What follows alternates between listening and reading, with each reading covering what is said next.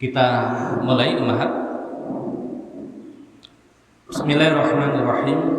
Assalamualaikum warahmatullahi wabarakatuh. Alhamdulillahi rabbil alamin.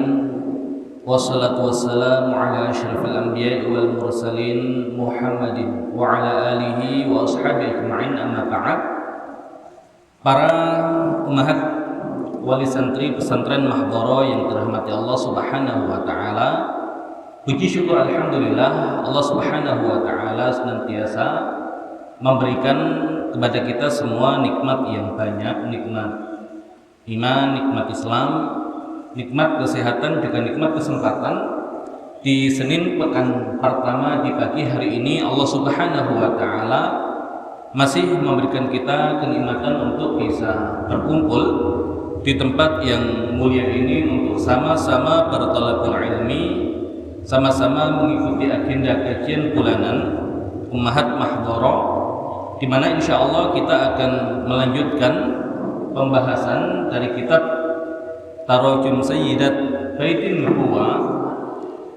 Dan insyaallah di kesempatan pada pagi hari ini pembahasan kita adalah berkaitan dengan Ummul Mukminin, dan terakhir yang kita bahas adalah Ummul Mukminin Zainab bintu Khuzaimah. Maka insyaallah di kesempatan pagi hari ini pembahasan kita sampai di pembahasan Ummul Mukminin Ummu Salamah bintu Zadir Raqib atau Abu Umayyah.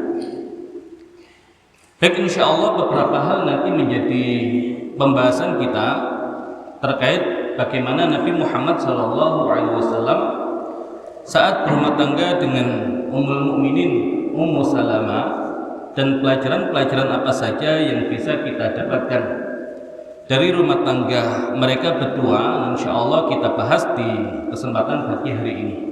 Namun sebelum kita lebih dalam membahas tentang rumah tangga beliau dan Ummul Mukminin Ummu Salamah, ya kita perlu mengenal lebih dahulu siapakah Ummu Salamah ini, sehingga ketika nanti sudah sampai di pembahasan tentang rumah tangga Nabi dengan beliau, kita sudah punya gambaran yang lebih utuh sehingga banyak pelajaran yang bisa kita dapatkan. Di kita ya biasa ada ungkapan bibit, bobot, dan bebek. Ya, dan di kalangan orang Arab ada yang namanya nasab atau kemudian hasab. Nasab adalah silsilah keluarga, kalau hasab adalah kemuliaan atau karya yang dihadirkan oleh keluarga. Dan tidak bisa dipungkiri bahwasanya dari orang tua ada nilai-nilai yang akan diturunkan kepada anak-anaknya, entah yang demikian itu berkaitan dengan kemuliaan akhlak atau berkaitan dengan kecerdasan dan kebijaksanaan atau hal-hal yang lain.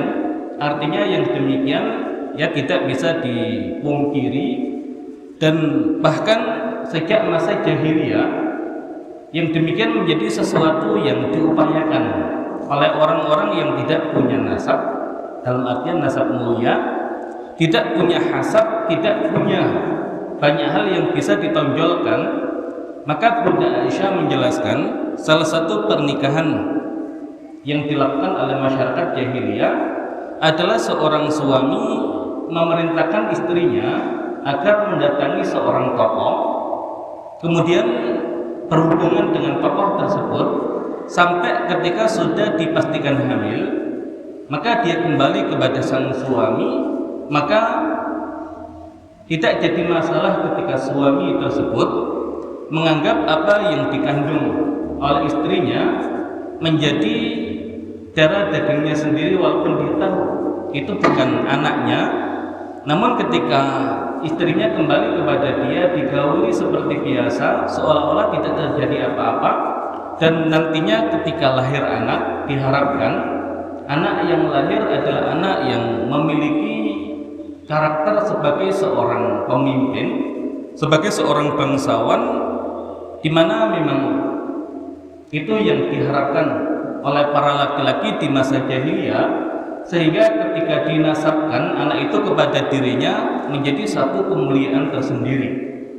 Nah, sehingga ada orang-orang yang sampai menempuh jalan yang tidak biasa, ya jalan yang tidak lumrah, bahkan mengorbankan ya harga dirinya sebagai seorang suami hanya untuk mendapatkan kemuliaan, punya anak yang hebat yang lahir dari seorang tokoh.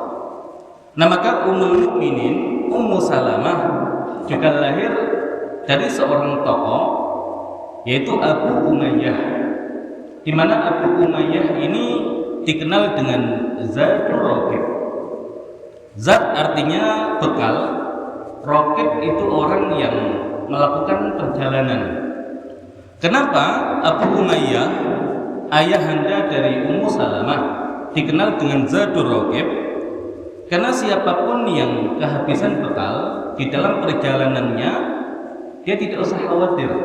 Selama ada Abu Umayyah, maka cukup dia mendatangi Abu Umayyah, maka semua kebutuhan dia akan dicukupi di dalam perjalanan tersebut. Dan itu sudah sangat masyhur, sehingga akhirnya beliau dijuluki dengan Zatul Raqib. Maka ayahanda dari Ummul Mukminin Ummu Salamah adalah seorang yang sangat dermawan. Maka jelas karakter seperti ini tidak bisa kita lepaskan ya nantinya ketika memang terkadang menurun kepada anak-anak keturunannya. Kemudian kisah yang lain atau hal baik yang lain adalah tentang kebijaksanaan Abu Umayyah.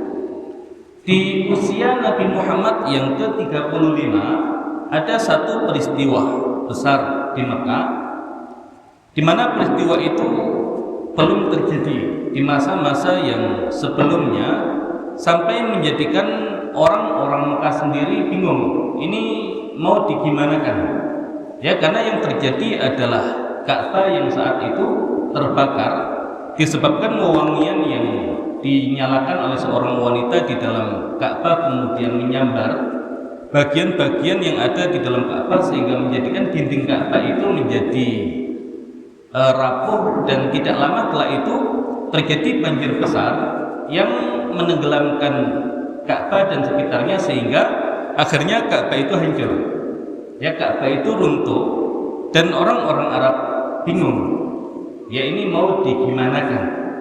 Nah, sehingga ketika mau membangun pun itu harus menghancurkan sisa-sisa dinding yang ada agar tersisa hanya fondasinya saja.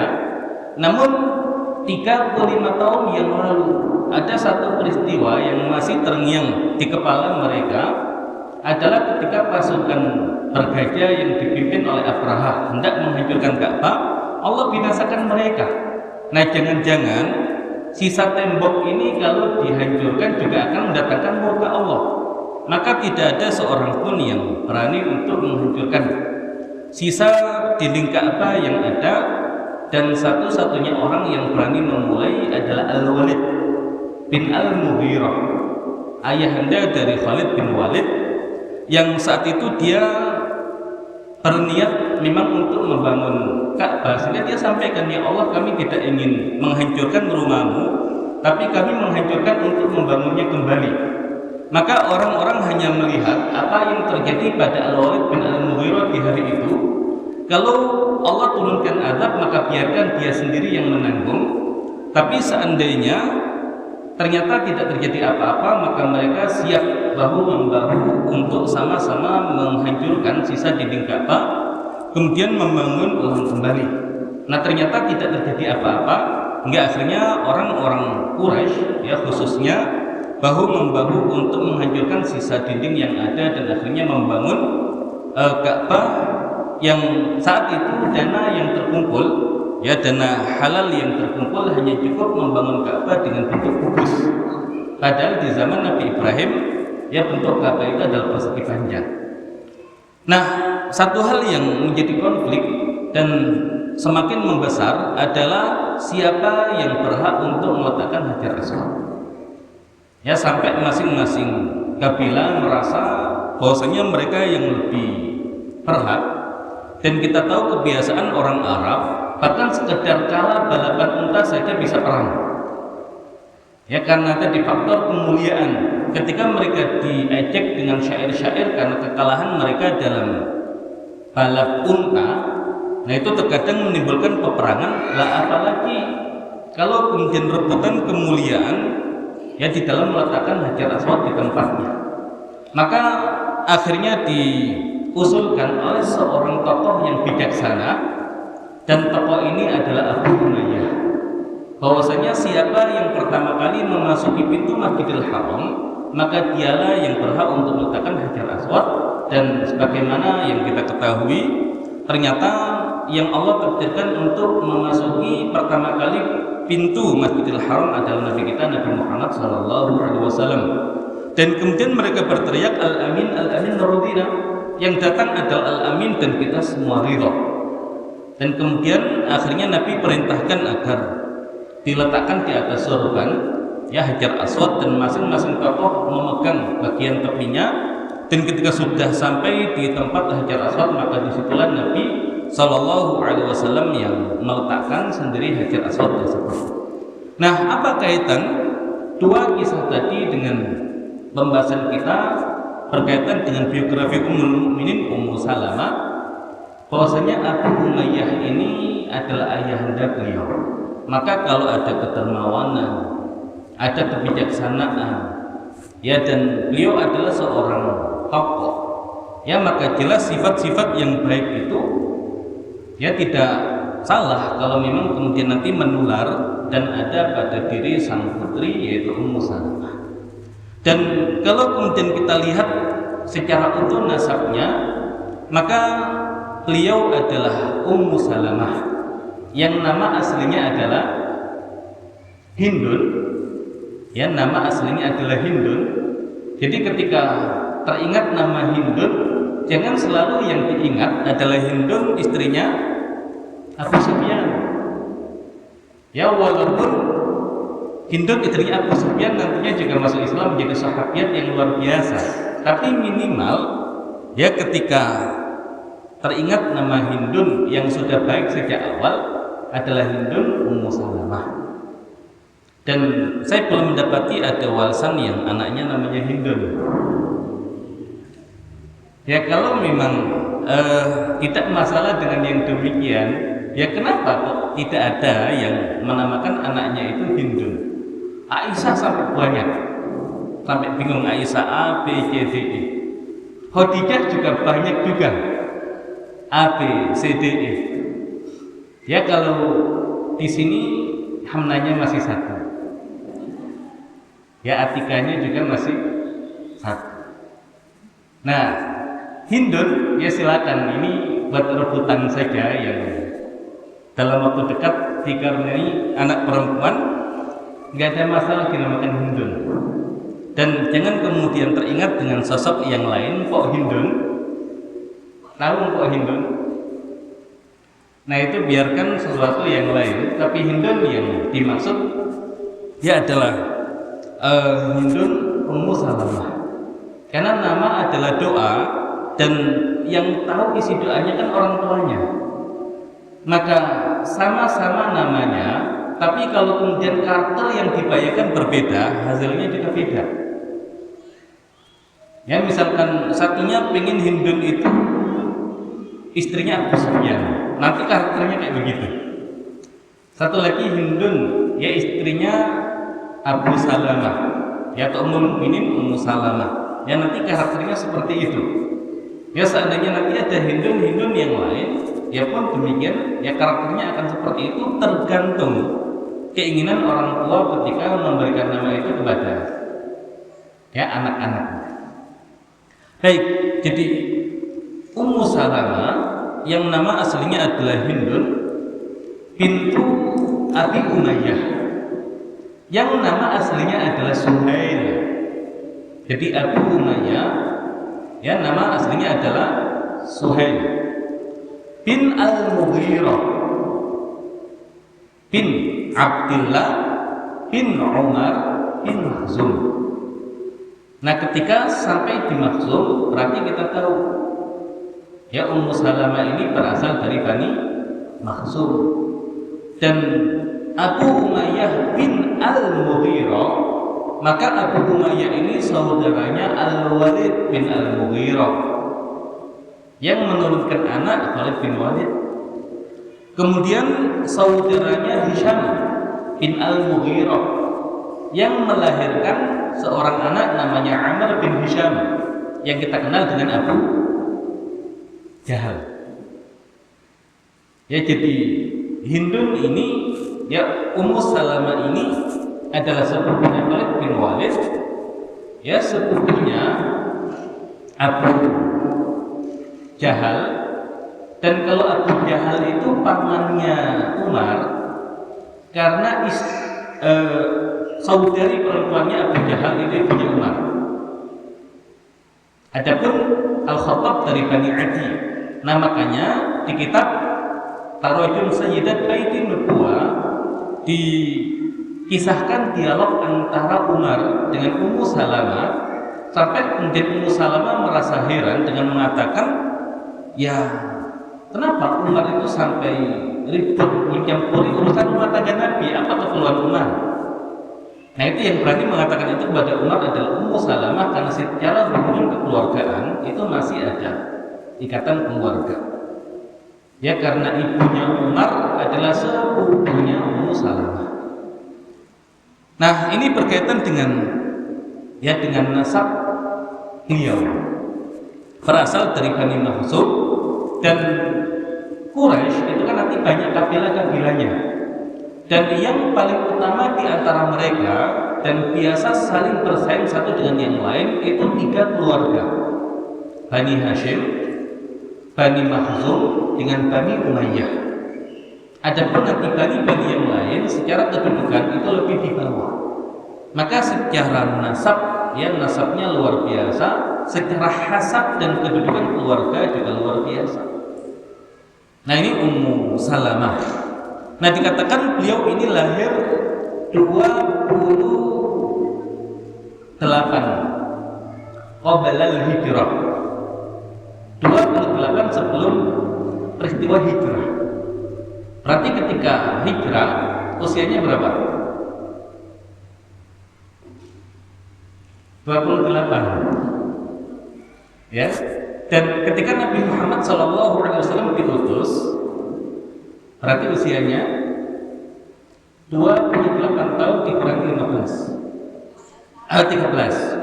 Jadi 15 tahun.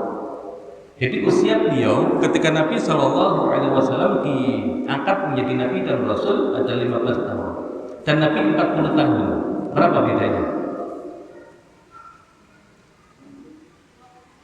25. Ya, jadi bedanya 25 tahun. Tapi nanti lihat ucapan Ummu Salamah, wahai Rasulullah, sesungguhnya aku sudah tua.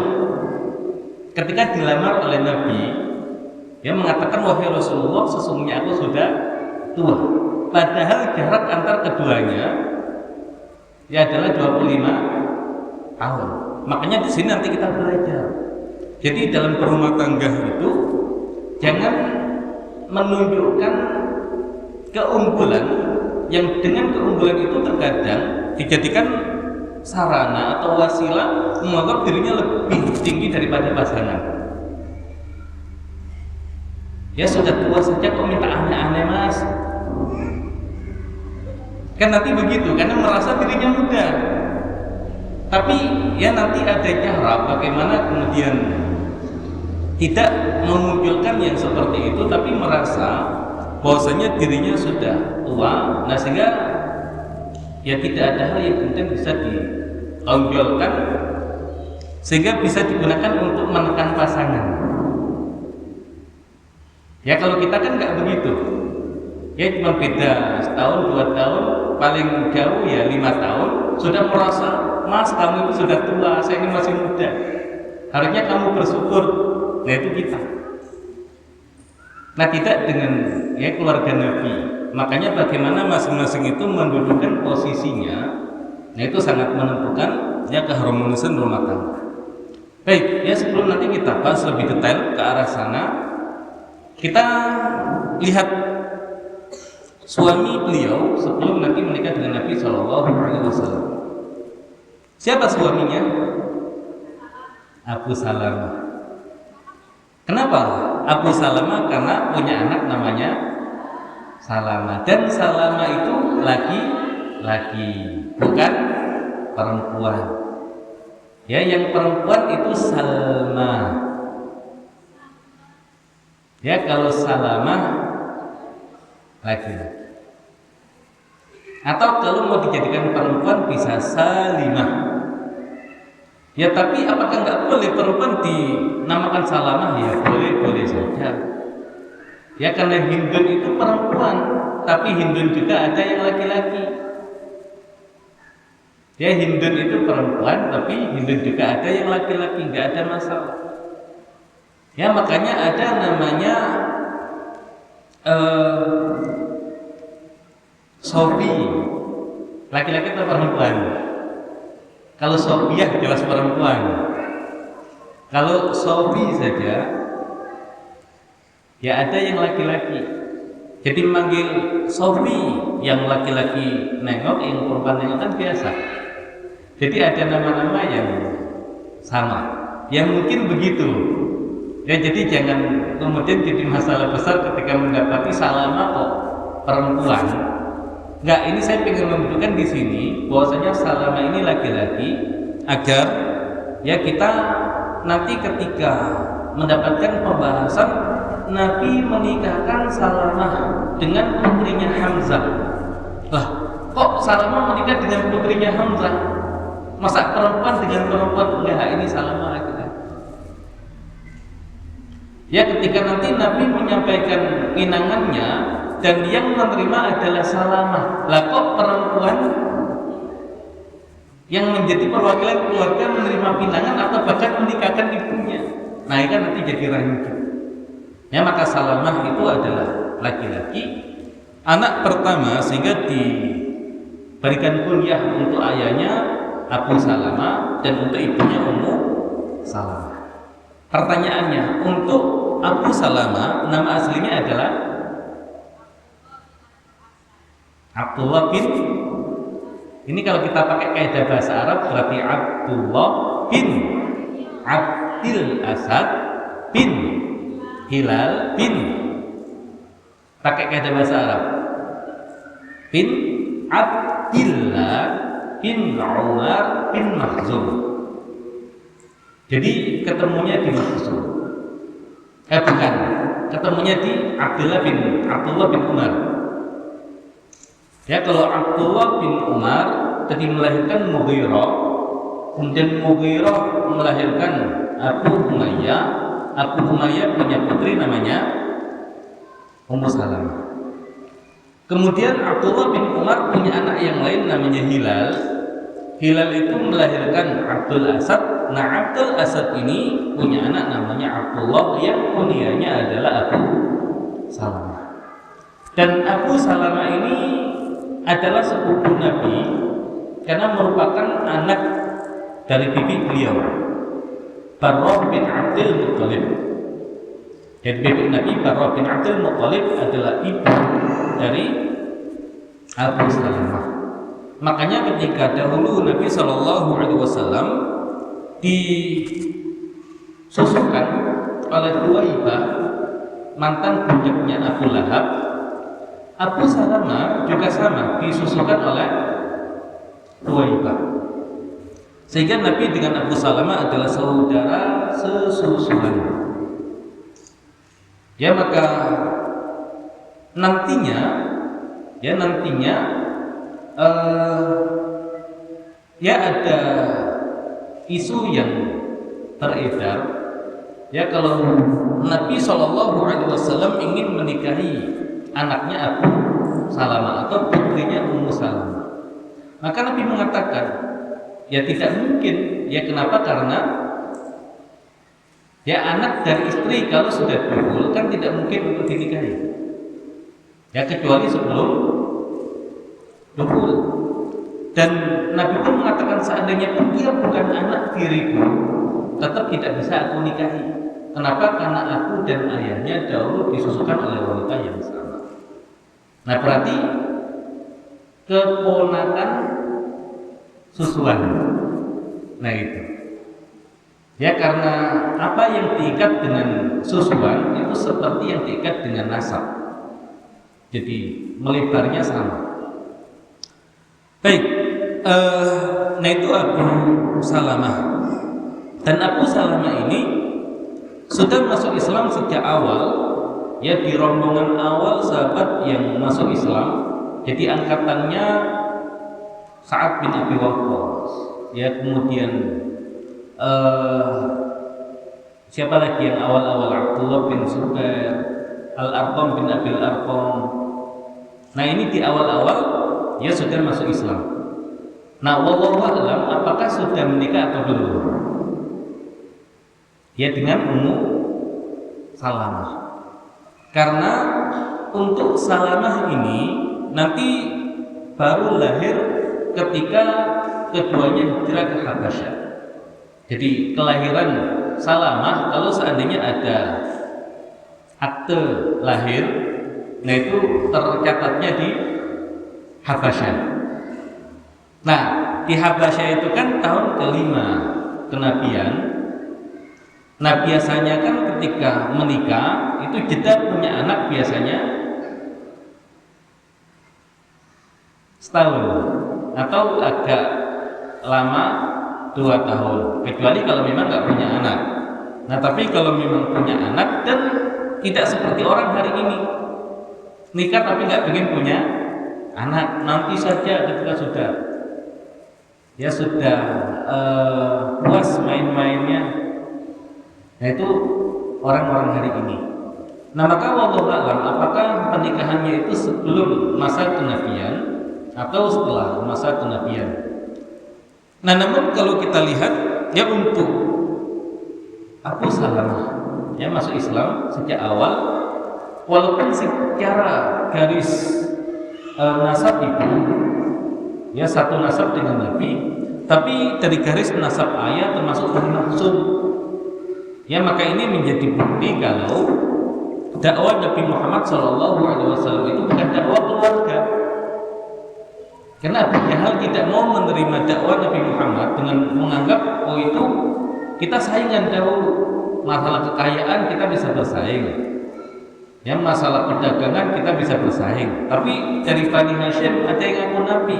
Ya, akhirnya nggak mungkin kita juga ngaku Nabi. Jadi menganggap kenabian itu adalah persaingan keluarga. Dan bukti bahwasanya dakwah Islam bukan dakwah keluarga. Al-Arqam bin Abil Arqam dari Bani Makhzum, Abu Salamah bin Abdul Asad dari Bani Makhzum, belum lagi sahabat-sahabat yang lain ya juga dari kabilah-kabilah yang lain. Baik, nah ini Abu Salamah dan ya Ummu Salamah. Nah, ketika kondisi semakin sulit di Mekah, kemudian Nabi SAW ingin agar di antara sahabat beliau berhijrah ke satu negeri yang negeri itu rajanya terkenal adil dan juga tidak seorang pun yang nanti akan dizalimi di sana. Pertanyaannya, dari mana Nabi tahu bahwasanya ada satu negeri namanya Habasyah, dan negeri itu saat itu dipimpin oleh seorang raja yang adil yang tidak seorang pun dizalimi di sana? Apakah dari wahyu? Atau ternyata Nabi itu juga menguasai tentang kondisi dunia yang ada saat itu sehingga bisa mengambil kebijakan-kebijakan. Nah, makanya inilah yang ya ingin kita tiru dari Nabi. Ya, putra-putri kita itu punya wawasan global ya, sehingga tahu tentang sejarah dan kondisi negara-negara, ya juga bagaimana kondisi masyarakatnya. Ya, maka untuk menghadhara dasar ke depan Ya kalau memungkinkan, ya berarti di tahun ajaran baru ini sudah ganti nama mata pelajaran. Tapi kalau belum, tahun depannya lagi, yaitu mengenal buminya Allah. Ya mengenal buminya Allah itu untuk mengganti materi pelajaran IPS. Ya dari sisi pemahaman tentang geografi yang ada di muka bumi ini. Ya kalau yang awal-awal ya mengenal tempat-tempat, ya mungkin tempat yang dibuat oleh manusia. Berarti hal-hal yang ada di sekitar rumah. Ya kemudian mengenal tempat-tempat umum yang dibuat oleh manusia. Nah di samping mengenal tempat-tempat itu, yaitu juga menjadi wasilah untuk mengenalkan mereka kepada Allah. Betapa nikmat Allah sangat besar sampai manusia Allah berikan kenikmatan untuk bisa berpikir dan membuat tempat-tempat seperti itu. Dan kemudian mereka pun tahu ya tempat-tempat itu nanti fungsinya untuk apa, dan adab yang berkaitan dengan tempat itu juga nanti seperti apa. Ya rumah misalkan, betapa Allah memberikan akal kepada manusia sehingga rumah manusia semakin kesini ya semakin bagus. Ya artinya Allah berikan kemampuan manusia untuk terus mengembangkan hal-hal yang berkaitan dengan kehidupan mereka. Beda dengan binatang. Ya rumah binatang sejak zaman dulu sampai sekarang ya begitu. Ya nggak ada kemudian ya misalkan burung manyar yang terkenal dengan rumahnya yang bagus, ya hari ini misalkan sudah dibuat 3 lantai rumahnya burung manyar, ya kan tetap zaman dulu begitu, zaman sekarang begitu, tapi tidak dengan manusia. Ya tidak dengan manusia. Nah artinya mereka menguasai hal-hal yang demikian. Ya kalau kemudian tempat-tempat umum juga seperti itu. Kalau misalkan diterangkan tentang museum itu apa tahu? Museum itu yang buat belanja itu ya, itu kan nanti jadi masalah. Jadi secara wawasannya bermasalah. Ya walaupun bukan sekedar wawasan yang ingin kita hadirkan, tapi tadi nilai keimanan, tapi mereka juga tidak kalah percaya dalam hal wawasan tadi. Nah ketika sudah mengenal yang demikian, ya nantinya mengenal bagian-bagian bumi yang ada di alam. Ya teluk itu apa? Laut yang menjorok ke daratan. Kalau tanjung, daratan yang menjorok ke lautan. Kenapa harus ada begitu? Kenapa kok tidak bumi itu setengahnya daratan, setengahnya lautan? Bulat gitu. Kenapa harus ada bagian-bagian yang begitu? Apa hikmahnya? Apa kenikmatan yang bisa didapatkan? Ya apa bedanya gunung dengan bukit? Kalau gunung lebih besar, kalau bukit lebih kecil. Kalau gunungnya banyak namanya pegunungan. Ya jadi nanti fungsi-fungsinya apa? Nah baru kemudian mengenal pulau-pulau besar yang ada di Indonesia dan juga provinsi dan kota yang ada di dalamnya. Tapi bukan sekedar dihafal, mereka tahu sejarahnya. Ya misalkan Bogor. Ya Bogor kemudian daerah sini Dramaga. Lah Dramaga itu kan pelabuhan. Nah mana lautnya? Ya karena dahulu ketika disebut Dramaga itu tidak harus pelabuhan yang itu lautan. Karena transportasi saat itu basisnya adalah sungai-sungai. Nah lihat ketika sungai hari ini rusak. Ya padahal hari ini Allah Subhanahu wa taala sudah anugerahkan tadi nikmat Islam. Kok kalah dengan orang yang sebelum kita mungkin agamanya belum Islam tapi masih bisa menjaga alamnya Allah. Nah sehingga masih bisa tadi menggunakan transportasi sungai. Nah sehingga tadi Ya ada tempat namanya Dramaga. Nah, di mana di sini hari ini Dramaganya? Ya memang nggak ada, tapi letaknya ada yang tahu di mana kalau harus dicari. Nah itu begitu. Kemudian di Bogor ini ada kerajaan apa?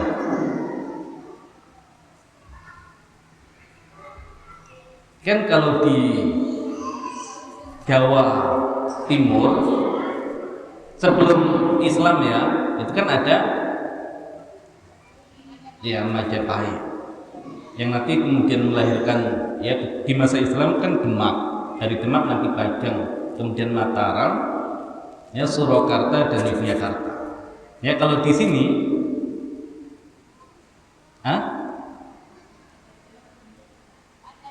Pajajaran, ibu katanya di Pakuan, bukan Pakuan Regensi, bukan Pakuan yang sana. Makanya kalau kemudian kita kemana naik Grab ke Pakuan, diantarkannya ke sana.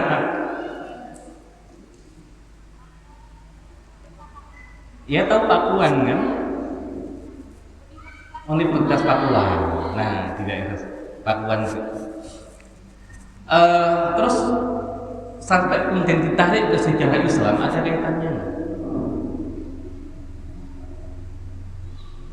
Kan kalau misalkan Sunan Gunung Jati siapa?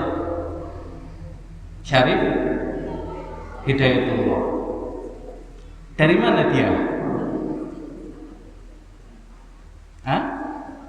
Oh Syarif, berarti ini keturunan Nabi. Ia dahulu di Mesir, ya kemudian belajarnya di Mesir, tapi ibunya kan anaknya Raja Pajajaran. Siapa?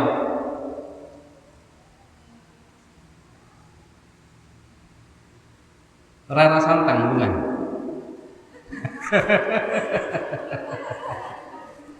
Ya bukan klaster ya. Ya jadi intinya dulu kesepakatannya silakan dinikahi. Tapi nanti kalau punya anak ya harus dikembalikan lagi ke Nusantara. Nah artinya ada peran dan dulu pusatnya di Bogor. Lah hari ini kita bisa apa dari Bogor?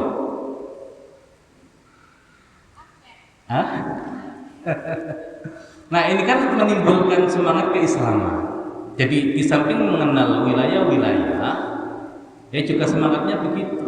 Dan ya termasuk ya kita kan bukan dijajah 350 tahun. Ya tapi berjuang melawan penjajahan ya selama 350 tahun. Karena negara-negara yang wilayahnya itu nggak ada orang Islamnya, ketika dijajah Barat habis. Amerika habis, isinya orang Barat semua. Australia habis. Tapi kita lihat di Nusantara isinya ya orang pribumi. Ya kenapa? Karena ada semangat jihad dari Islam tadi. Di negara-negara ASEAN juga begitu, di negara India juga begitu. Jadi agama lain tertolong dengan adanya muslimin yang ada di negara itu, yang mempertahankan wilayahnya ya dari penjajahan ya kaum kufar. Jadi semangat keislaman yang dihadirkan. Nah begitu. Nah itu Indonesia, baru nanti ke negara-negara yang lain yang ada di seluruh benua. Nah harapannya begitu. Jadi kayak Nabi Muhammad itu menguasai wilayah. Nabi lihat Indonesia nggak dahulu? Insya Allah lihat secara umum. Kan Nabi mengatakan sesungguhnya bumi itu dibentangkan untukku, sehingga aku bisa melihat bagian timur dan bagian barat. Karena itu semua dilihat oleh Nabi. Dan tidaklah ada wilayah yang dilihat oleh Nabi tidak Islam akan masuk di wilayah itu. Nah semangatnya begitu, jadi pemimpin peradaban dunia, jadi pemakmur bumi sungguhan. Nah tinggal nunggu tim kurikulumnya mengerjakan itu. Ya nunggu tim kurikulumnya mengerjakan itu. Kalau selesai di bulan-bulan ini sebelum tanah ajaran baru, ya namanya sudah ganti. Tapi kalau kemudian belum, ya berarti masih IPAS KN. Baik. Kita kembali ke pembahasan kita. Nah itu Nabi Shallallahu Alaihi Wasallam ketika akhirnya 12 orang rombongan pertama yang hijrah ke Habasyah. Nah dari 12 orang itu, ya 2 diantaranya adalah ya Abu Salamah dan Ummu Salamah.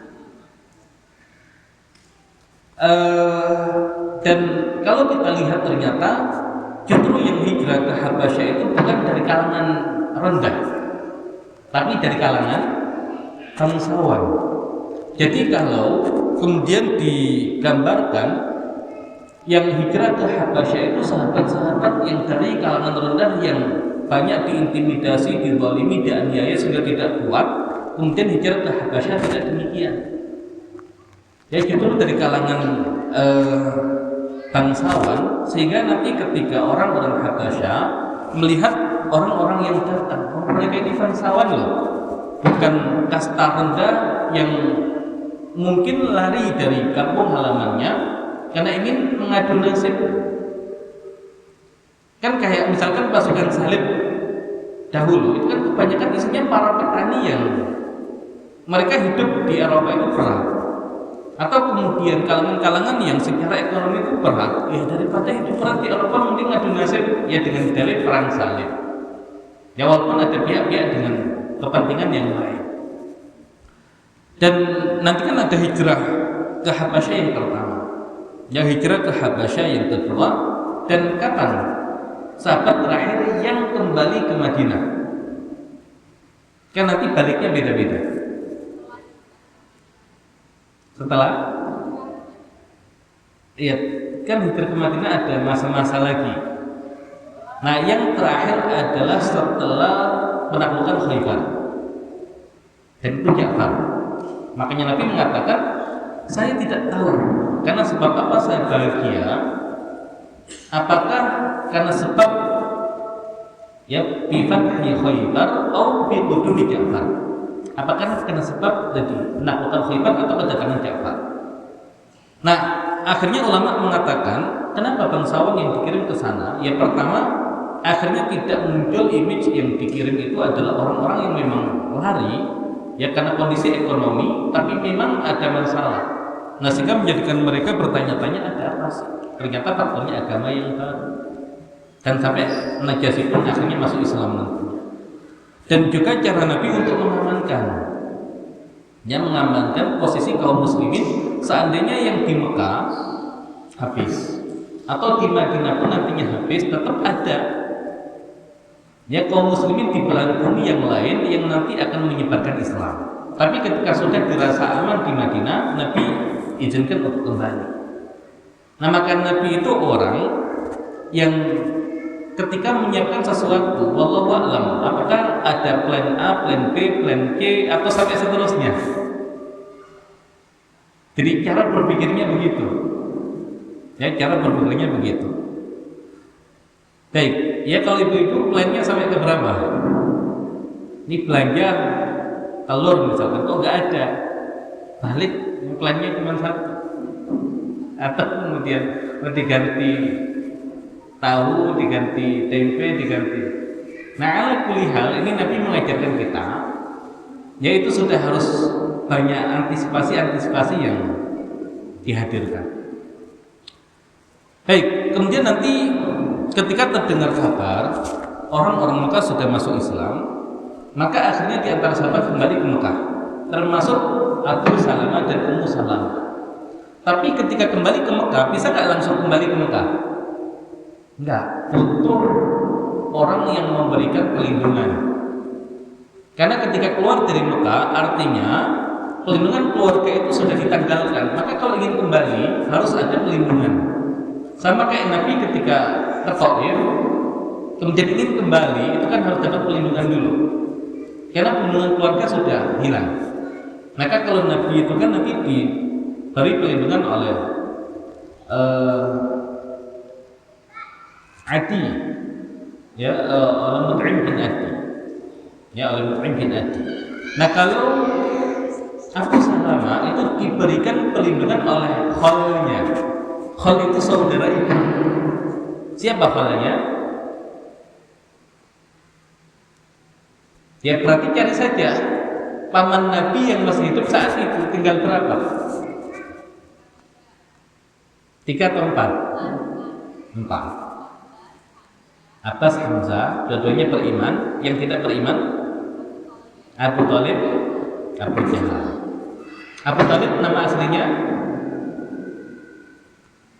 karena Abu Thalib karena anak pertamanya namanya Thalib. Nama aslinya Abu Manaf. Ya, Abu Lahab itu julukan yang diberikan Al-Quran, atau orang-orang menjuluki saat itu karena wajahnya yang merah merona. Jadi kalau ada orang kok glowingnya kebangetan, menor-menor begitu, itu Ummu Lahab. Ya cuma bukan diterima Abu Lahab, ya karena tadi terlalu menor. Nah makanya Abu Lahab itu percuma, wajahnya glowing, tapi kalau nggak beriman. Jadi yang penting apa? Beriman walaupun nggak glowing. Nah nanti yang ngasih tadi nama Abu Lahab siapa? Abdul Uzza. Nah makanya hanya nama ayah Nabi yang kalau dikasih Abdul itu benar, Abdullah. Kalau yang lain nama-nama yang mengandung unsur kesyirikan, ya sampai nama pun Allah pilihkan yang baik, Abdullah. Baik, mendapatkan perlindungan dari Abu Thalib, makanya bisa kembali ke Mekah. Dan nanti ketika hijrah, bahkan di awal-awal baru rencana dan wacana hijrah, itu Abu Salamah sudah semangat untuk berhijrah dengan keluarganya. Ya karena di tahun ke-11 itu ada 6 orang Ansor yang menyatakan keislaman. Tahun ke-12 terjadi Baitul Aqabah yang pertama, itu 12 orang. Yang di situ kemudian Nabi mengutus Mus'ab bin Umair untuk mengajarkan Islam kepada orang-orang Madinah. Dan kalau tidak salah setelah itu Abu Salamah sudah langsung mengajak keluarganya untuk hijrah. Tapi kan ditahan. Ya ketika ketahuan oleh keluarganya, yaitu keluarga dari Bani Al-Mughirah. Keluarganya siapa? Ummu Salamah. Maka akhirnya disuruh pergi sendiri. Ada Ummu Salamah dan anaknya ditahan. Nah kemudian ketika Bani Abdul Asad, ya kalau kita ini Bani Abdul Asad, nah merasa nggak terima ketika anggota keluarga mereka diperlakukan seperti itu. Makanya ya silakan kalian ngambil Ummu Salamah, tapi anak dari kerabat kami Abu Salamah, yaitu Salamah, harus kami yang bawa. Makanya akhirnya Salamah kan dibawa oleh keluarga dari Abu Salamah, ya terpisah dari sang ibu. Dan dikatakan ketika terjadi itu kan sangat mendramatisir itu, ya sampai-sampai wallahu a'lam terjemahannya kan apa? Tangannya terputus. Nah, kok saya nggak yakin dengan terjemahan itu? Ya, bisa jadi mungkin bukan tangannya ya, tapi pegangan tangannya barangkali. Kan kalau kemudian ditarik sampai tangannya putus itu kan emang yang menarik apa? Ya kalau kita mungkin narik ekornya cicak kok putus kan wajar. Ya atau anak-anak mainan belalang kemudian narik kakinya kok putus kan wajar. Lah ini kan tangan orang. Baik, nah cuman akhirnya disitu kan Ummu Salamah menghabiskan waktunya hanya menangis. Ya akhirnya kerabatnya merasa iba. Akhirnya kemudian diizinkan untuk berhijrah dan kemudian didatangi Bani Abdul Asad untuk juga menyerahkan anaknya agar bisa berhijrah dengan sang ibu.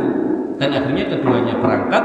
Yang di tengah perjalanan ketemu dengan seseorang yang merasa kasihan, kok cuman ibu dan anaknya berhijrah sendirian. Maka dikawal sampai di dekat Madinah. Yang Ummu Salamah tidak bisa lupa dengan kebaikan orang ini. Yang nanti orang ini masuk Islam berbarengan dengan Khalid bin Walid dan Amr bin As. Dan orang ini yang nanti menjadi pemegang kunci Ka'bah, yang ketika turun ayat agar Nabi menyerahkan amanah kepada ahlinya. Nah, kaitannya dengan orang ini, siapa namanya?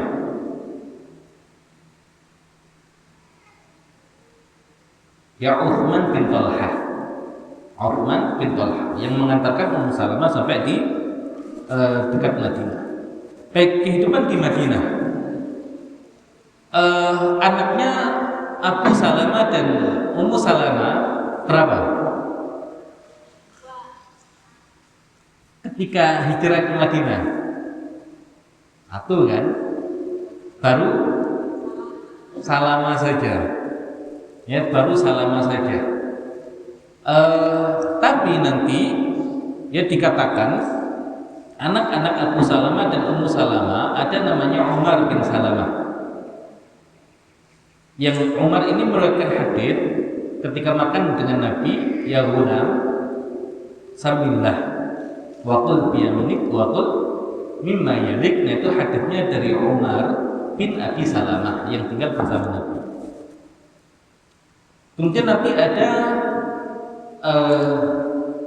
yang lain adalah Durrah, dan yang lain lagi adalah Zainab. Durrah itu laki-laki atau perempuan? Kayaknya laki-laki. Kayaknya laki-laki. Coba dicek lagi. Ya, karena yang perempuan itu cuma tadi Zainab. Nanti ada yang mengatakan Ummu Kulthum tidak bisa lama tapi tidak kuat. Jadi yang di kitab Tarjum Sayyidat Baitin Nubuwah dikatakan ada 4, Salamah, kemudian Umar, Durrah, kemudian Zainab. Dan Zainab ini ketika Nabi menikah dengan Ummu Salamah itu masih kecil sekali. Makanya sampai di hari pernikahannya itu kan di kamarnya ada Zainab. Nabi kan gak enak, walaupun berdoa dengan istrinya, tapi kalau ada anak kecil kan tetap gak enak. Ya, makanya nanti Ammar bin Yasir yang juga dari keluarga Bani Makhzum, tapi dengan wala, dengan nasab, karena ayahnya kan Yasir, dia walanya itu ke Bani Makhzum, makanya dianiaya Abu Jahal karena ya dari Bani Makhzum. Kemudian Sumayyah juga mantan budak dari Bani Makhzum. Tapi untuk Ammar ini kalau tidak salah saudara susuan dari Ummu Salamah. Makanya itu minta izin untuk mengajak Zainab keluar, ya agar sang ibu nya bisa maksimal menemani Nabi SAW. Nah, dikatakan Zainab itu pernah ketika Nabi sedang mandi itu mendapati beliau, nah sehingga oleh Nabi diperkiki air. Ketika Nabi sedang mandi itu diperkiki air. Nah, gara-gara diperkiki Nabi itu jadi glowing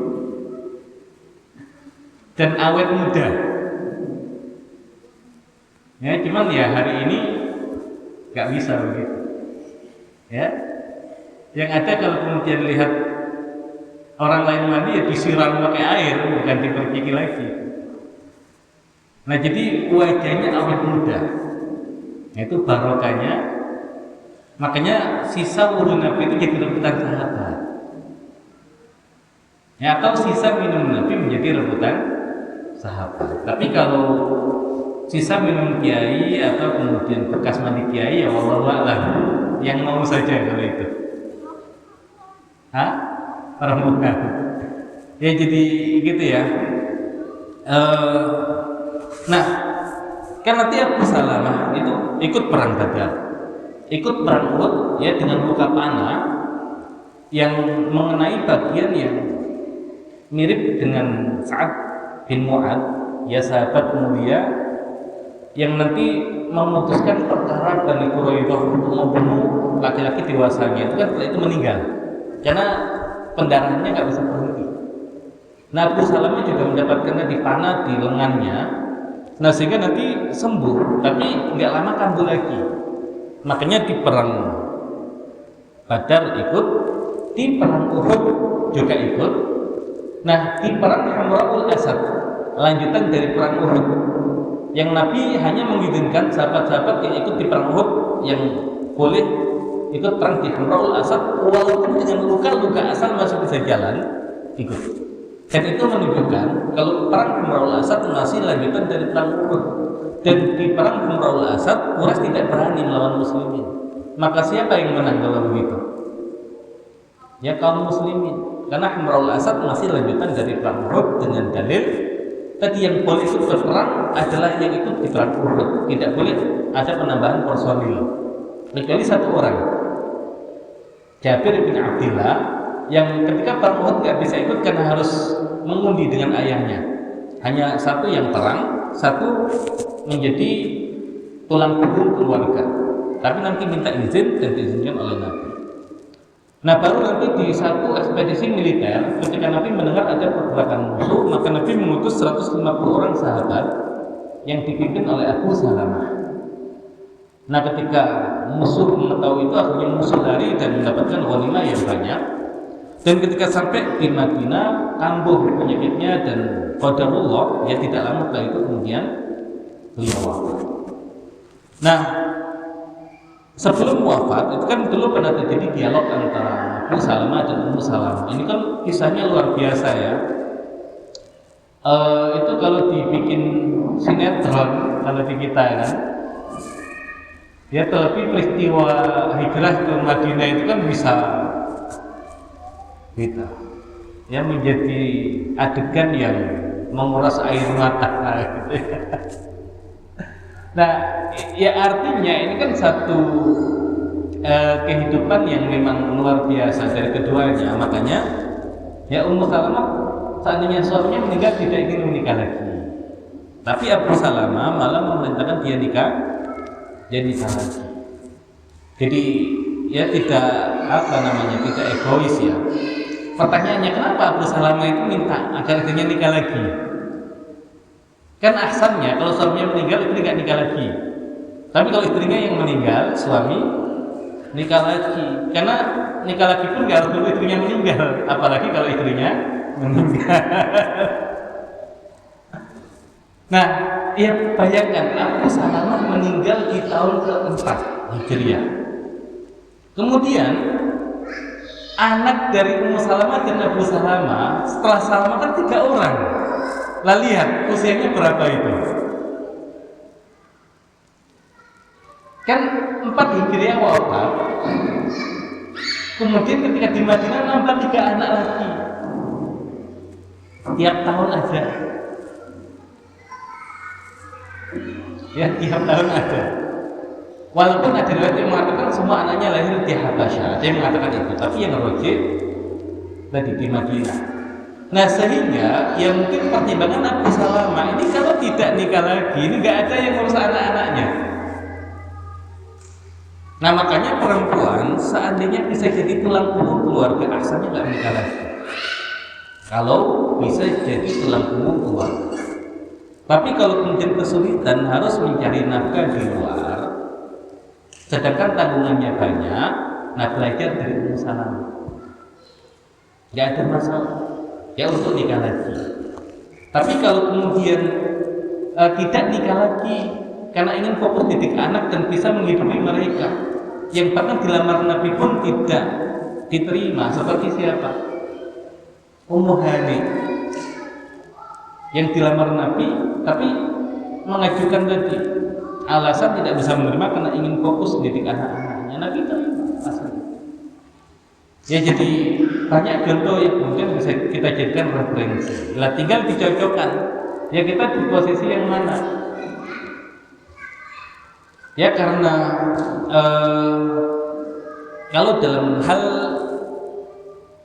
pengasuhan, ya kalau dibikin namanya hadhana, kapan anak itu tinggal bersama ibunya? Ketika memang tidak tadi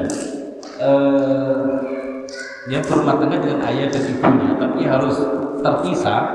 Nah, kapan anak ikut dengan ibunya? Ya sampai sebelum mumayyiz, itu masih hak ibunya. Selama ibunya belum menikah lagi. Kalau ibunya sudah menikah lagi, maka ibu kehilangan hak hadhana dari anak tersebut. Tapi kalau sudah balik, sudah mumayyiz, nanti disuruh milih, karena dia sudah bisa berpikir mau ikut siapa. Baik, ala kulli hal, nah itu kondisi Ummu Salamah. Nah ketika nanti tinggal mati suaminya, sudah dipesankan untuk nikah lagi. Dan jika teringat ya dengan doa yang diajarkan oleh Nabi, yang kalau membaca doa itu akan diganti dengan yang lebih baik. Apa doanya?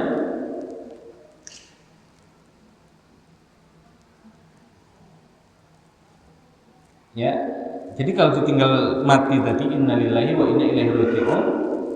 Ya Allahumma ajirni fi musibati. Berarti yang lain mengatakan Allahumma ajirni fi musibati. Jadi ada yang baca ajirni, ada Allahumma ajirni fi musibati wa akhlif li khairan minha. Ya Allah, berikan aku pahala atas musibah yang menimpaku dan berilah ganti untukku yang lebih baik. Nah, janjinya apa? Ya akan Allah ganti dengan yang lebih baik. Makanya Ummu Salamah ketika baca doa itu, kan akhirnya ketika Allah ganti yang lebih baik siapa ya? Yang lebih baik daripada Ummu Salamah. Ternyata Abu Bakar datang melamar, ditolak. Kemudian Umar datang juga, dia ditolak juga. Enak ya orang zaman dulu ya, asal ada janda itunya syahid itu jadi fastabiqul khairat gitu ya. Nah ini zaman kita masih belum bisa diamalkan itu. Baik ya, jadi Abu Bakar begitu ya, Umar begitu. Baru kemudian Nabi yang mengutus Hatib bin Abi Balta'a untuk menyampaikan pinangannya. Yang nanti pinangan itu diterima oleh Salamah. Nah maka nanti terjadi perbedaan pendapat, bisa nggak anak itu jadi wali untuk ibunya? Kalau dalam mazhab Syafi'i nggak bisa, karena beda nasab. Ya karena anak itu nasabnya ke bapaknya, ibunya ya ke bapak ibunya. Ya kalau misalkan Salamah bin Abi Salamah bin Abdul Asad dan seterusnya. Kalau Ummu Salamah bin Abi Umayyah beda nasab, sehingga tidak bisa dijadikan sebagai wali. Nah sehingga Salamah itu hanya menerima pinangan, bukan menikahkan. Walaupun yang lain berpendapat enggak, Salamah menikahkan sehingga anak bisa jadi wali untuk orang tuanya. Ini khilafiyah dalam masalah fikih. Yang kemudian nanti ketika Nabi menikah dengan Ummu Salamah, kemudian Salamah dinikahkan dengan Umamah binti Hamzah bin Abdul Muttalib. Ya Nabi yang menikahkan, ya Nabi yang jadi walinya. Boleh ya kayak begitu ya. Kalau misalkan ada seseorang, nikahkan aku dengan saudarimu, dan kamu akan aku nikahkan dengan saudariku, tapi nggak usah bayar mahar. Ya, apa namanya, impas lah gitu ya. Boleh nggak? Itu nggak boleh. Namanya nikah syighar. Jadi dimanfaatkan oleh wali agar dia nggak usah bayar ketika nikah dengan orang lain, itu dia menikahkan yang di bawah perwalian. Tapi kalau tidak begitu ya nggak ada masalah. Kan misalkan ada seseorang menikahi saudara temannya, kok temannya pengen nikahi saudara dia, boleh nggak? Boleh. Ya sebagaimana tadi ibunya, ya si ibu dari perempuan boleh nggak menikahi bapak mertuanya?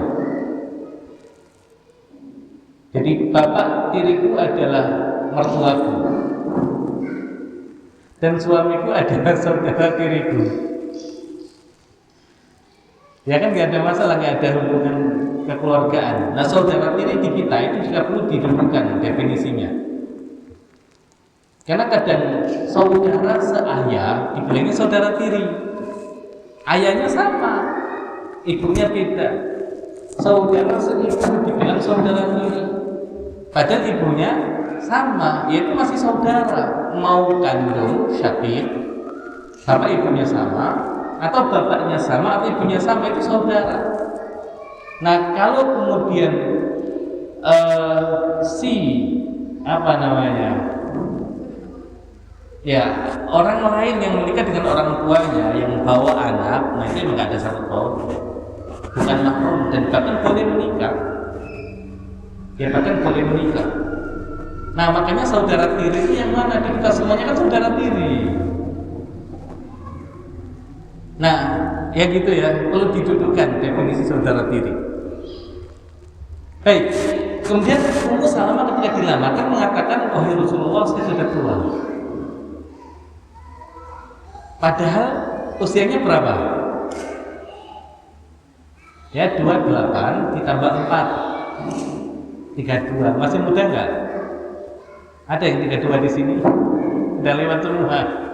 Berarti lebih tua daripada Ummu Salamah saat itu.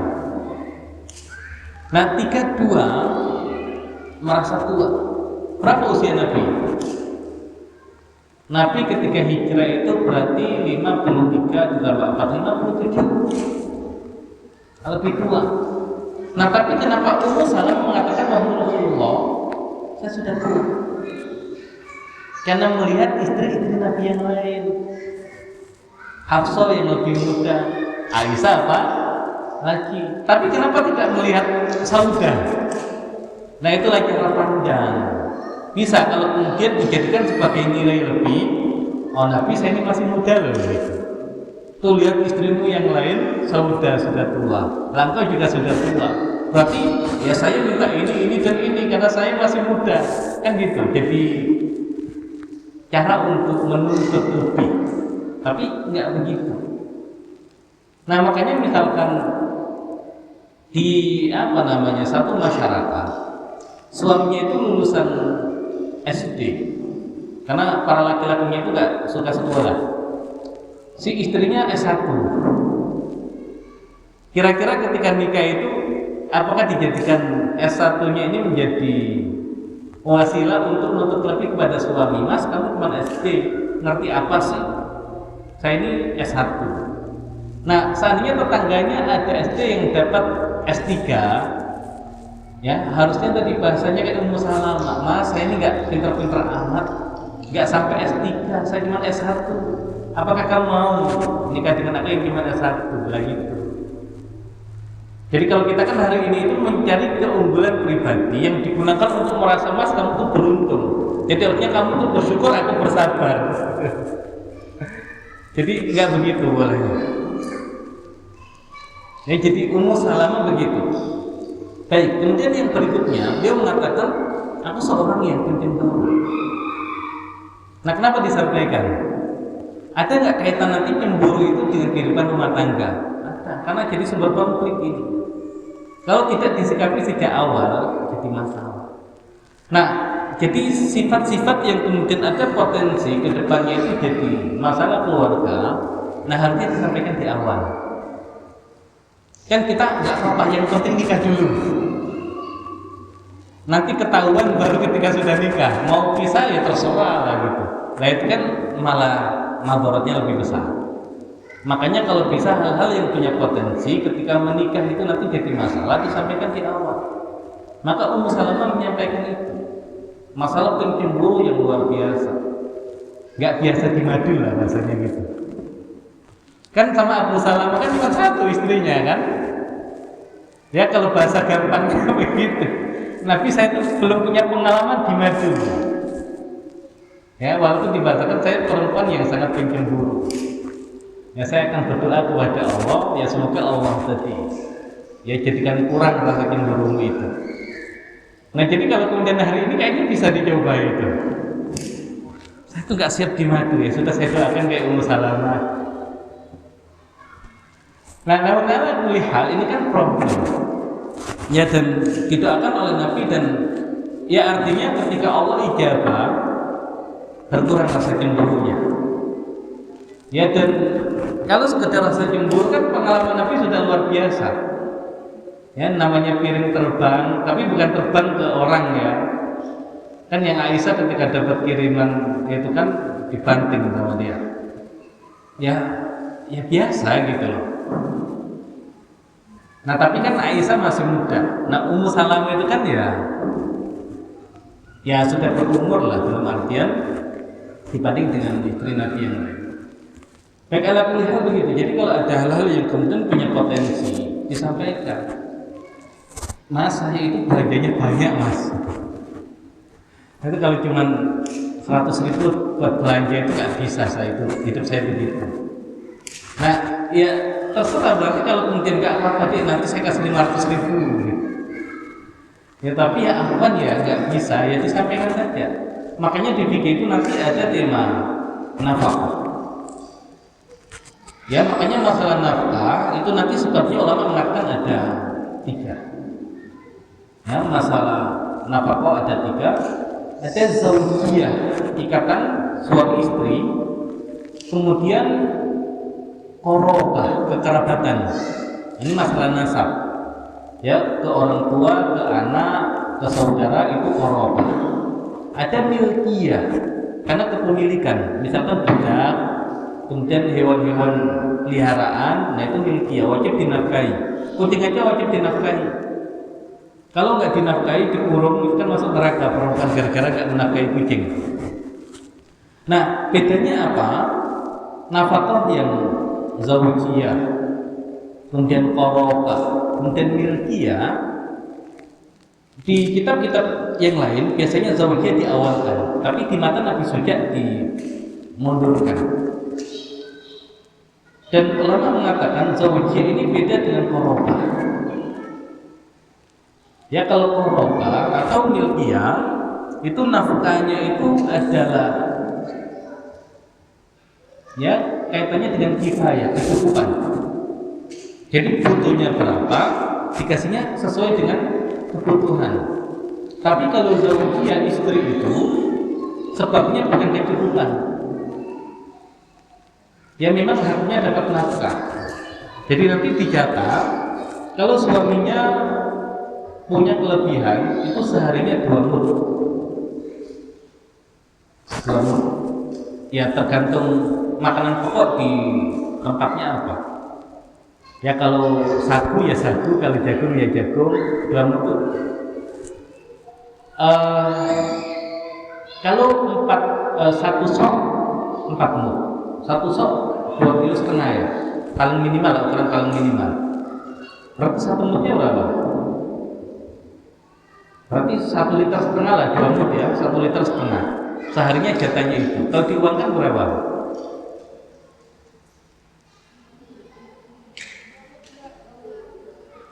Gak usah beras yang mahal-mahal. Berapa? 20.000. Ya, 20.000 sehari. Ya, tapi kan nanti apa namanya? Ada hal-hal yang lain lagi ini baru. Kalau suaminya pas-pasan, ya jadi nanti berapa mud? 1,5 mud. Kalau agak sulit 1 mud. Nah, jadi walaupun istri itu misalkan kebutuhannya sudah tercukupi, tetap wajib kewajiban suami adalah menafkahi. Tapi kalau ke orang tua, ke anak, selama orang tua dan anak itu sudah bisa mencukupi kebutuhannya, nggak ada kewajiban. Itu sifatnya hanya kesunahan saja. Tapi kalau ke istri, walaupun dia sanggup mencari uang sendiri, tetap itu kewajiban. Nah itu bedanya nafkah ke istri dengan nafkah karena sebab qarabah atau milkiyah. Baik.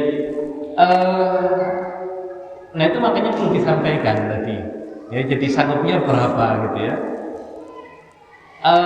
Kemudian anak-anak istri itu kan bukan tanggungan suami sebetulnya, tapi kan masih terkait dengan istri. Kalau anak-anaknya nggak tercukupi, sedangkan gak ada yang ngasih nafkah yang lain, kan terpaksa istrinya harus mencukupi. Kalau kemudian istrinya harus mencukupi itu kan kalau nggak punya pekerjaan kan harus nyari pekerjaan, kan pasti ganggu tugasnya sebagai istri. Maka disampaikan anak-anakku banyak wahai Rasulullah. Ya Allah dan Rasulnya yang menjadi penanggungnya.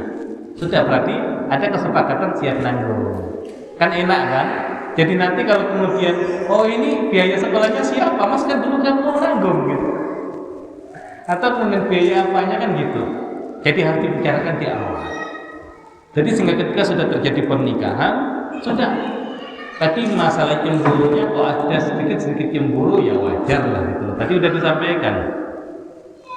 Kemudian masalah nafkah keluarganya ditanggung oleh Nabi. Ya makanya ketika tadi makannya ya makan bareng Nabi. Makanya ada hadits tadi itu. Ya gulam sambillah wakul biyamini wakul mimma yali. Baik, jadi intinya hal-hal yang berkaitan dengan rumah tangga itu harus disampaikan dan ini juga menjadi pelajaran ya. Jadi di tadabbur surat An-Nisa kan dulu kita bahas tentang muharramat minan nisa, perempuan-perempuan yang haram dinikahi. Salah satunya adalah robaib, jamak dari robibah. Robibah itu anaknya istri dari suami sebelumnya. Nah, ada keterangan warobaibukum allati fi hujurikum, dan anak-anak itu kalian yang berada di bawah pengasuhan kalian. Ulama mengatakan bahkan anak-anak istri yang tidak di bawah pengasuhan itu juga mahram, nggak boleh dinikahi. Tapi kenapa Al-Quran mengatakan yang berada di bawah pengasuhan kalian? Nah, seolah-olah Al-Quran menganjurkan bagi suami kalau ingin menikahi janda ya satu paket. Jangan cuma diambil ibunya, anaknya ditinggal, suruh ngurus kerabatnya, enggak, satu paket. Nah, Nabi mencontohkan, bahkan ini sudah paket komplit banget. Berapa orang anak tadi? Ya 4, dan yang 3 itu masih bahasanya masih kemeriak, masih kecil-kecil. Ya enggak ada masalah gitu. Nah, jadi ini pengalaman Nabi yang tidak ada dari istri-istri Nabi yang lain. Harus merawat anak-anak istrinya, menanggung kebutuhan anak-anak istrinya. Jadi ummahatul mukminin itu masing-masing punya hal yang itu menjadi pelajaran bagi kita. Ya, menjadi pelajaran bagi kita. Dan nanti terkait dengan kecerdasannya dan kebijaksanaan Ummu Salamah itu kasus ketika pergi Hudaybiyah, di mana Nabi agak marah ketika sahabat diperintahkan untuk menyembelih hadiahnya, dan juga mencukur rambutnya nggak ada yang jalan. Karena mungkin pertama mereka kecewa, yang kedua mereka bingung, belum ada contoh. Kan itu baru pertama kali umroh atau haji setelah Islam. Makanya nanti ulama berbeda pendapat kapan haji itu diwajibkan. Ada yang mengatakan tahun ke-9, ada yang mengatakan tahun ke-6. Nah, kenapa dikatakan tahun ke-6? Tahun ke-6 itu kaitannya dengan umrohnya Nabi ke Mekah dengan sahabat yang nanti tidak terjadi di tahun itu, tapi digeser ke tahun ke-7. Nah, itu turun ayat di surat Al-Imran, walillahi 'alan nasi hajjul bait. Enggak watimul hajja wal umrata lillah. Itu turun ayat itu. Nah, sekolah ulama mengatakan perintah haji itu turun di ayat ke-6. Apa di tahun ke-6? Nah, di tahun ke-6 itu tadi ada perjanjian Hudaybiyah. Maka bisa jadi sahabat itu juga di samping kecewa, kan mereka nggak tahu jangan-jangan beda aturan di Islam itu. Makanya nanti ketika haji wada kan banyak yang tanya, Nabi, kalau saya begini boleh nggak? Nabi, orang tua saya itu sudah tua, nggak bisa berjalan jauh, boleh nggak saya badali? Lakukan, nggak ada masalah. Nabi begini boleh nggak? Nah, jadi artinya memang sahabat tidak mutlak, kemudian tidak mau mengikuti Nabi, tapi mungkin mereka bingung. Nah, baru ketika tanya ke Ummu Salamah, sudah, wahai Rasulullah, engkau lakukan, insya Allah nanti sahabatmu akan mengikuti. Dan ketika Nabi keluar menyembelih hadiahnya, kemudian tahallul dengan mencukur rambutnya, semua sahabat itu. Nah, bayangkan kalau kemudian Ummu Salamah tidak memberikan nasihat itu, dan kalau sampai Nabi marah, yang ada jadi bencana tersendiri. Ya, tidak akan bahagia satu kaum, ya, di mana menjadikan nabinya marah. Nah, itu bijaksananya Ummu Salamah. Kira-kira diwarisi dari siapa? Tadi Abu Umayyah yang juga punya kebijaksanaan yang luar biasa. Yang ketika memutuskan sudah, yang meletakkan Hajar Aswad itu yang pertama kali masuk ke pintu Masjidil Haram. Nah, itu kan terwarisi dari sang ayah. Baik, nah kemudian nanti berkaitan dengan Ummu Salamah, ya secara usia beliau adalah istri Nabi yang meninggalnya paling terakhir. Jadi bahkan beliau masih menyaksikan peristiwa Karbala di zaman Yazid ketika Husain itu kan dibunuh di situ dan menjadi pukulan tersendiri. Kenapa? Ya karena untuk Fatimah itu ketika menikah diriasnya di mana? Di rumahnya Ummu Salamah. Jadi Ali ketika menikah dengan Fatimah itu di situ disiapkannya. Dan rumah Ummu Salamah itu bekas rumah siapa? Zainab binti Khuzaimah. Jadi bayangkan ketika dikasih rumah tempat tinggal gak usah protes. Wah ini jangan-jangan saya dinikahin Nabi itu kan ada rumah yang kosong karena ditinggal mati istrinya. Lah jangan begitu, itu suruhan sebenarnya. Ya bahkan itu rumah bekas istri Nabi yang wafat, ya nggak ada masalah kan fungsinya rumah. Ya fungsinya rumah. Jadi kalau kemudian dikasih baju bekasnya, dikasih apa bekasnya, tidak ada masalah kan? Nah itu Nabi pernah memanggil Fatimah, Hasan dan Husain dengan mengatakan mereka ahlul bait. Maka Ummu Salamah bersedih. Nabi bertanya, kenapa engkau bersedih wahai Ummu Salamah? Ya karena engkau hanya menjadikan Fatimah, Hasan dan Husain sebagai ahlul bait, sedangkan engkau tidak menjadikan aku dan Zainab ya sebagai ahlul bait. Maka aku mengatakan engkau dan Zainab termasuk ahlul bait. Nah artinya pengalaman Ummu Salamah dengan Fatimah, ya dengan anak-anaknya ini kan juga membekas sehingga ketika perjanjian peristiwa Karbala itu juga menjadikan beliau ya sedih luar biasa. Namun ala kulli hal beliau wafat ya di masa kekuasaan Yazid bin Muawiyah. Berarti sudah masuk dinasti ya Bani Umayyah. Berarti panjang ya usia beliau. Baik, nah itu secara umum ya pernikahan Nabi dengan Ummu Salamah. Jadi kalau misalkan saya mengambil pelajaran dari Nabi, ya tadi pelajarannya apa? Kalau umat mengambil pelajaran dari Ummu Salamah, tadi pelajarannya apa? Atau kita hanya mengambil pelajaran dari Ummu Salamah saja semuanya? Ya silakan masing-masing mengambil pelajaran. Nah gitu umat. Baik, ya silakan sebelum kita tutup ada yang mau ditanyakan atau disampaikan dipersilakan.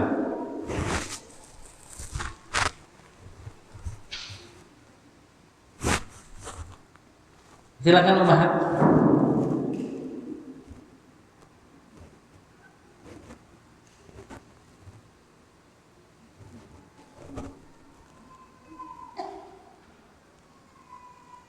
Baik, bisa dipahami. Jadi mau bertanya, sudah paham ya?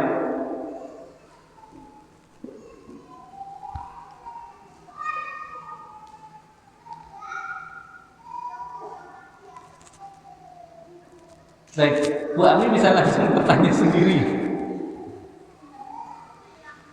Iya.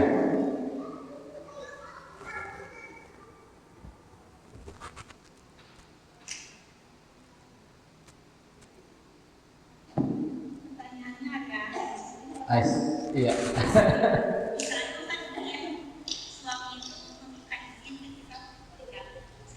Iya.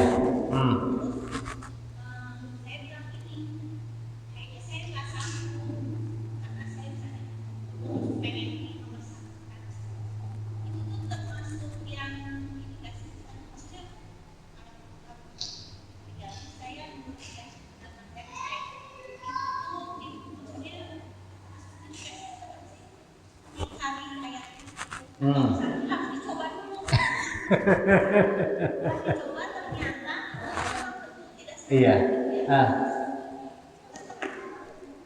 Iya.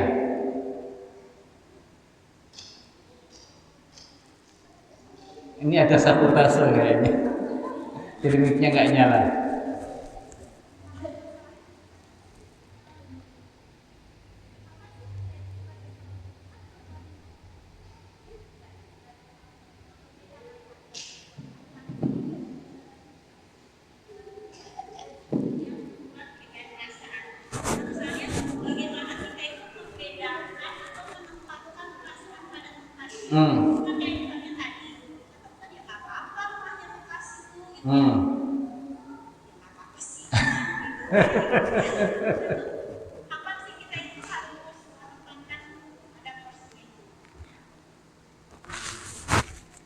Baik, jadi yang punya hak menceraikan siapa?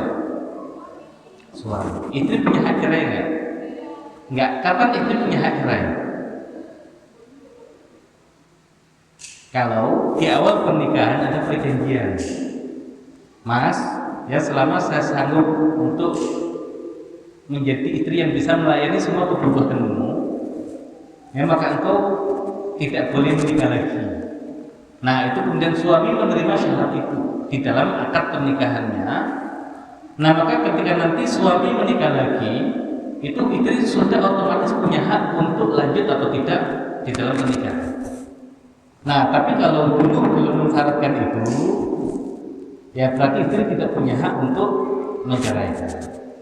Nah terus bagaimana solusinya ketika memang suaminya ingin nikah lagi dan dialog sudah ditempuh, ya tapi belum menemukan titik temu, intinya pokoknya mau nikah lagi, tapi istri nggak sanggup misalkan. Nah yang bisa dilakukan oleh istri ya tadi, ya kalau di kita kan namanya mengajukan gugatan ya ke pengadilan. Kalau jauh disampaikan kepada hakim, maka hakim yang berhak menilai apakah alasan istri itu dibenarkan secara syariat, ya untuk dijadikan sebagai alasan dibatalkan pernikahan dengan suaminya, atau kemudian tidak. Kalau ternyata hakim menilai itu bukan alasan yang bisa diterima oleh syariat, ya maka selama suami tidak mengucapkan kata cerai, ya tidak akan terjadi perceraian. Tapi kalau suami tidak mau mengucapkan kata cerai dan pihak pengadilan atau hakim memutuskan oh ini alasan yang diterima, karena perempuan misalkan dihormati secara hak-haknya, ya dan juga perasaannya, sehingga bisa dijadikan sebagai alasan ya untuk dipisahkan antara keduanya, sudah nanti hakim yang memutuskan. Itu kalau aturan fikihnya. Jadi perempuan tidak bisa menceraikan, yang ada suaminya yang menceraikan atau istrinya mengajukan khulu. Ya khulu itu, Mas tolong ceraikan saya kasih mobil. Nah sudah nggak apa-apa, saya ceraikan misalkan. Nah itu istri ngasih imbalan kepada suami agar suami menceraikan. Nah itu namanya khulu. Ya membujuk suaminya agar mau menceraikan. Kalau nggak mau ya sudah, tadi pilihannya ada di hakim. Itu fikihnya. Nah kemudian kalau misalkan konsep fatwa dan takwa, fatwanya kan misalkan perempuan tadi mengukur dirinya saya nggak sanggup, boleh nggak kemudian mengajukan tadi secara fatwa mungkin, tapi secara takwa ya secara takwa ya minimal dicoba dulu lah. Ya dan asa antak kalau syai'an fa huwa khairun lakum. Bisa jadi kamu benci sesuatu ternyata itu menjadi kebaikan untukmu, kan kita nggak tahu. Tapi secara fatwanya begitu. Nah secara fatwanya begitu. Ya cuman kalau dahulu memang tadi ya kita kaitkan masalah nafkah. Kenapa untuk kekerabatan nafkahnya itu berdasarkan kebutuhan. Kemudian berkaitan dengan milkiyah itu juga kaitannya dengan kebutuhan. Tapi zaujiyah itu kaitannya adalah transaksional. Fikihnya transaksional. Kapan istri berhak dapat nafkah? Kalau dia memakina itu menjalankan tugasnya sebagai istri untuk mengizinkan suaminya mendapatkan manfaat dari dia. Tapi kalau seandainya dia nufus bahwa yang memakina tidak mau, ketika diajak suaminya itu kan gugur nafkahnya. Makanya nafkah suami pada istri itu sebenarnya transaksional. Ya walaupun Islam lebih dari itu, kalau takwanya lebih dari itu, tapi fatwanya begitu.